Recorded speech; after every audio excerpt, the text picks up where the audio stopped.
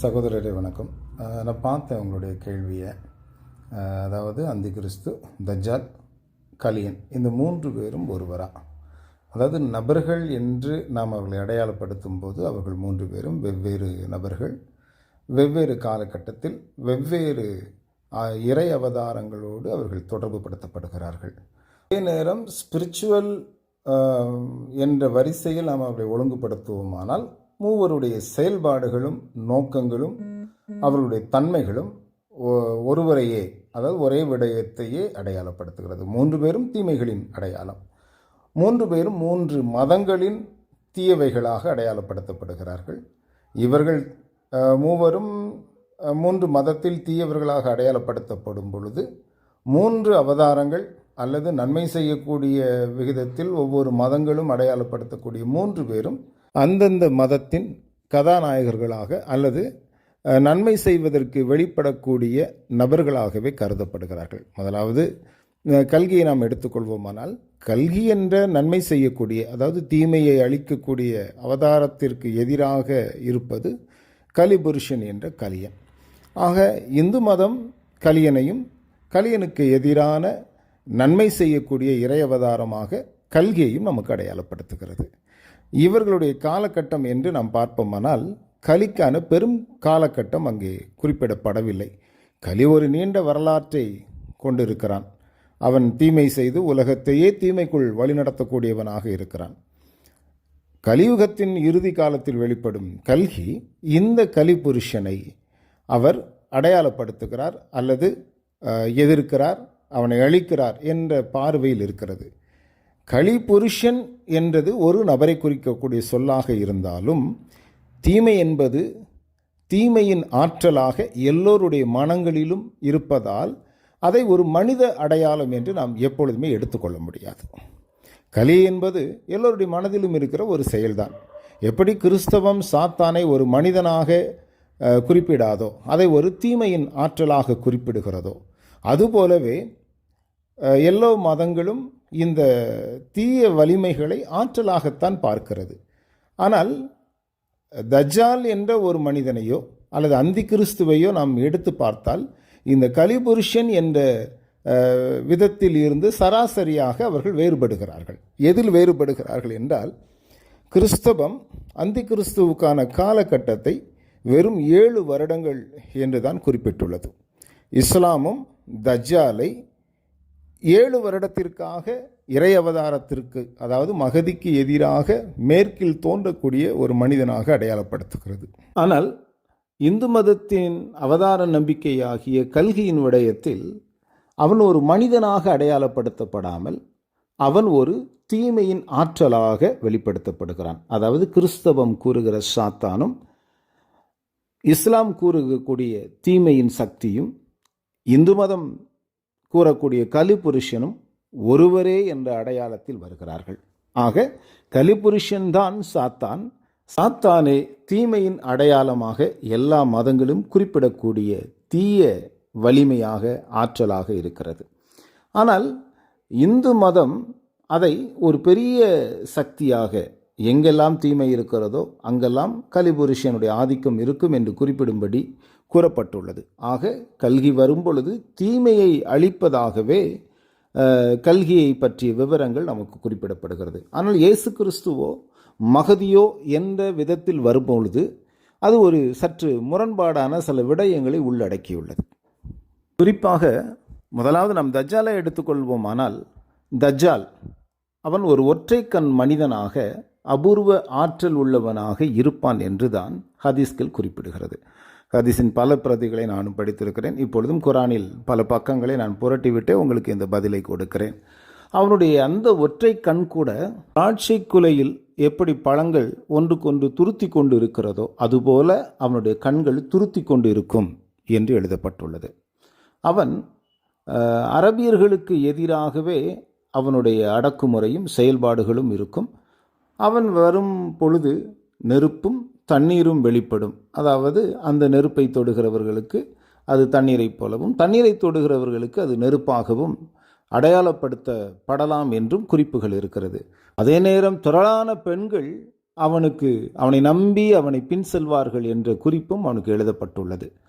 அவன் மகதியால் அழிக்கப்பட முடியாதவனாக இருப்பான்.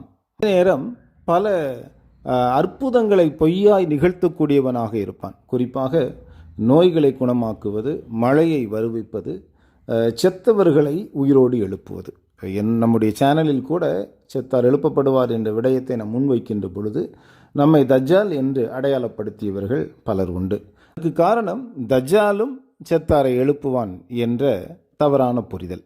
அதாவது செத்தாரை அவன் எழுப்புவானா என்று கேட்டால் கண்டிப்பாக அதாவது அவனே ஒரு மனிதனை கொன்று வாளால் ஒரு மனிதனை இரண்டாக வெட்டி பின்பு அவனையே அவன் உயிர்ப்பிப்பான் என்ற குறிப்பு ஹதீஸில் இருக்கிறது.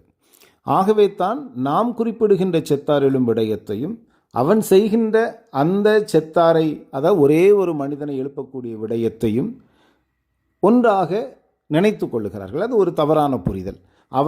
அவனே கொன்று அவனை மீண்டும் எழுப்புவான். அந்த செயலை அவன் ஒரு முறை மட்டுமே செய்ய முடியும் என்று ஹதீஸின் குறிப்பு இருப்பதை நம்மால் தெளிவாக அறிந்து கொள்ள முடிகிறது. அதே நேரம் அவனுடைய இரு கண்களுக்கு நடுவில் காபீர், அதாவது இறை மறுப்பாளன் என்றும் எழுதப்பட்டுள்ளது என்ற குறிப்புகளும் அங்கே காணப்படுகிறது. ஆனால் அவனுடைய கால அளவீடு என்று பார்க்கும் பொழுது மகதி வெளிப்பட்ட பின்பு அவன் சராசரியாக ஒரு 40 நாள் இருப்பதாக ஒரு குறிப்பும் 7 வருடங்கள் இருக்கலாம் என்ற ஒரு குறிப்பும் அங்கே காணப்படுகிறது. ஆகவே தஜ்ஜாலை குறித்த காரியம் இவ்வளவுதான். ஆனால் அதே நேரம் தஜ்ஜாலுடைய இறுதி அழிவு எப்படி இருக்கும் என்று நாம் அதன் குறிப்புகளை கவனித்தால் வெளிப்படப் போகிற மகதியால் தஜ்ஜாலை அழிக்க முடியவில்லை. ஆகவே ஈசா நபி வரும் வரை காத்திருந்து ஈசா நபியினால் தான், அதாவது இயேசுவால் தான் தஜ்ஜால் அழிக்கப்படுவான் என்பதே ஹதீஸ்கள் கூறக்கூடிய ஒரு விஷயம். ஆனால் பெரும்பாலான முஸ்லிம்கள் ஹதீஸ்களை எடுத்துக்கொள்வதில்லை கணக்கில். ஏனென்றால் அதில் குரானில் கூறப்படாத விஷயங்கள் சொல்லப்பட்டிருக்கிறது. அது கிறிஸ்தவத்தின் சாத்தானிய செயற்பாடுகளை தழுவியதாக இருக்கலாம் என்ற நம்பிக்கை அவர்களுக்கு இருக்கிறதால் பலர் அதை ஏற்றுக்கொள்வதில்லை. தஜ்ஜாலின் விஷயம் இவ்வளவுதான். அவன் இறுதி வரை மதீனாவுக்குள் நுழைய முற்படுவான். ஆனால் மதீனாவுக்குள் நுழைய முடியாதபடி அவன் தடை செய்யப்பட்டிருப்பான் என்றும் அந்த குறிப்புகள் கூறியிருக்கிறது. அதே நேரத்தில் அந்தி கிறிஸ்துவை குறித்து நாம் கவனிப்போமானால் அவனுடைய காலங்கள் 7 ஆண்டுகள் தான். அதிலும் குறிப்பாக அவன் தான் கோத்திரத்தில் இருந்து வெளிப்படலாம் என்பது வேதாகம குறிப்புகளின் ஒரு பகுதி. கண்டிப்பாக அவன் ஒரு இஸ்ரவேலில் பிறந்த ஒரு யூதனாகவே இருப்பான்.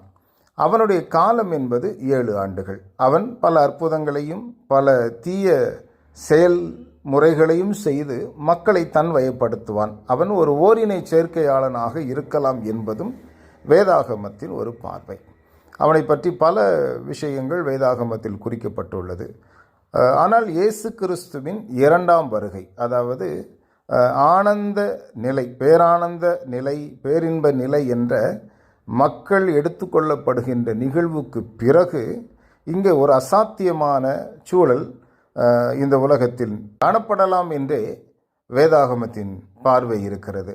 அதாவது பெரும் திரளான மக்கள் இரகசிய வருகை என்று சொல்லப்படுகிற அந்த பேரானந்த நிலையில் எடுத்துக்கொள்ளப்பட்ட பிறகு இங்கே இருக்கக்கூடிய மக்களை நாம் ஒரு கூட்டமைப்பாக, அதாவது உலகளாவிய ஒரு கூட்டமைப்பாக ஒன்று சேர்ந்து பாதுகாக்க வேண்டும் என்று உலகத்தின் பெரும்பாலான நாடுகள் ஒன்றிணைவார்கள். அதற்கு தலைமை தாங்கி வழிநடத்தக்கூடியவனாகவே தன்னை அடையாளப்படுத்தி கொண்டு இந்த அந்தி கிறிஸ்து என்பவன் உள்ளே நுழைவான் என்பதுதான் வேதாகமத்தின் பார்வை. இவனுடைய பெரும்பாலான கருத்துக்கு இவனை நம்பி யூதர்கள் இவனுக்கு உடன்படுவார்கள். அதாவது வரக்கூடிய மேசியாவாகிய இயேசு இவன்தான் என்று அவனை நம்புவார்கள். ஆனால் ஒரு காலப்போக்கில் எருசலேம் தேவாலயத்தில் இப்பொழுது தேவாலயம் இல்லை என்பது ஒரு குறிப்பு. ஆனால் அந்தி கிறிஸ்து வெளிப்படும் பொழுது எருசலேமில் தேவாலயம் கட்டப்பட்டிருக்க வேண்டும். அந்த எருசலேம் தேவாலயத்தில் தன்னை கடவுளைப் போல காண்பிக்கின்ற பொழுதே இவனுக்கு எதிராக யூதர்கள் கிளர்ந்தெழுவார்கள் என்பது வேதாகமத்தின் குறிப்பு. தஜ்ஜாலின் பாதிப்பு என்பது அரபியர்களுக்கும் இஸ்லாமியர்களுக்கும் மட்டுமே இருக்க போவதைப் போல அந்தி கிறிஸ்துவினுடைய பாதிப்பு யூதர்களுக்கு மட்டும் இருக்கப் போவதில்லை. ஏனென்றால் எழும்பக்கூடிய ஒரு உலகளாவிய ஒரு அரசாங்கம், அதை குறித்து தானியேலும் வெளிப்படுத்தின விசேஷமும் பல விடயங்களை முன்குறித்திருக்கிறது.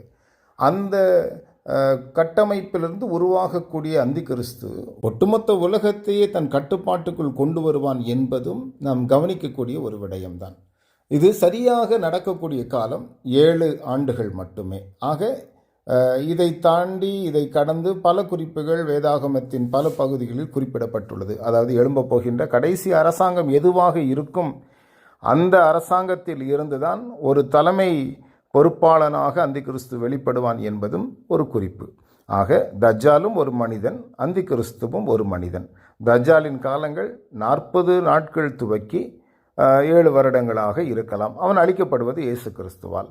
அந்தி கிறிஸ்துவும் 7 வருட ஆட்சியாளனாகவே இருப்பான் என்ற பார்வையை நாம் எடுத்துக்கொள்ள வேண்டும். தன்னை ஒரு அரசனாக, ராஜாவாக வெளிப்படுத்துவான். ஆனால் கோரக்கர் குறிப்பிடுகிற அந்த மன்னனைப் போல ஒருவன் உலகாள்வான் என்பதும் அந்தி கிறிஸ்துவும் ஒன்றுதான் என்று சில வாதத்தை முன்வைப்பார்கள். அதற்கு அவர்கள் எடுத்துக்கொள்ளுகிற காரியம் உலகளாவிய ஒரு தலைமை உருவாகும் என்பதற்கு. ஆனால் நன்றாக புரிந்து கொள்ள வேண்டும், மண்டலத்தில் காணப்படுகிற மாயைகளை அழிப்பதற்காகவே கோரக்கரின் தீர்க்க தரிசன தலைவன் வெளிப்படுகிறான். ஆனால் அந்தி கிறிஸ்துவோ மண்டலத்தில் ஒரு பெரிய மாயையை, இறைவனுக்கு எதிரான ஒரு மாயத்தந்திரத்தை நிகழ்த்துவதற்காகவே வெளிப்படுவான் என்பதுதான் வேதாகமத்தின் பார்வை. ஆனால் கலிபுருஷனோ ஒரு தீய ஆற்றலாகவே கருதப்படுகிறான்.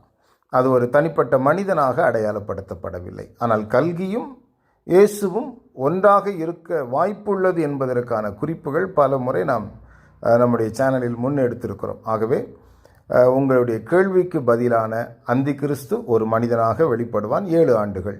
தஜ்ஜாலும் 40 நாட்கள் அல்லது 7 ஆண்டுகள் வரை அவனுடைய காலமும் இருக்கலாம். ஆனால் கல்கியின் எதிர்க்கக்கூடிய கலிபுருஷன் என்பவன் ஒரு ஆற்றலாக மட்டுமே இங்கே பார்க்கப்படுகிறான்.